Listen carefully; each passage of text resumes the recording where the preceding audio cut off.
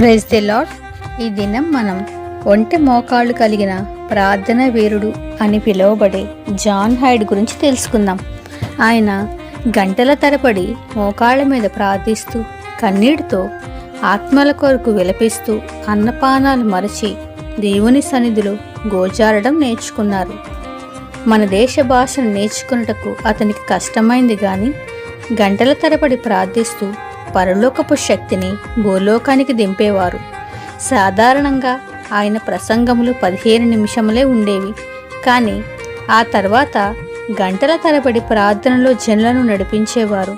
ప్రభువా, రోజుకొక ఆత్మను నాకు ఇవ్వు అని ప్రార్థిస్తూ మన దేశంలో 19 సంవత్సరాలలో ఆయన చేసిన పరిచర్యలో అనేక వేల ఆత్మలను ప్రభువు కొరకు సంపాదించారు. ఆయన ఆవేదనతో ప్రార్థించడం ద్వారా ఆయన గుండె ఎడమ నుండి ప్రక్కకు జరిగింది అని విశ్రాంతి తీసుకోమని వైద్యులు చెప్పారు.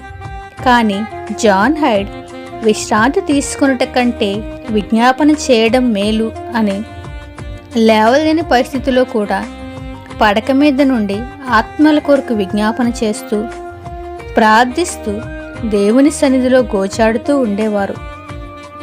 అందరూ ఈయన్ని ప్రేయింగ్ హైడ్ అని పిలిచేవారు.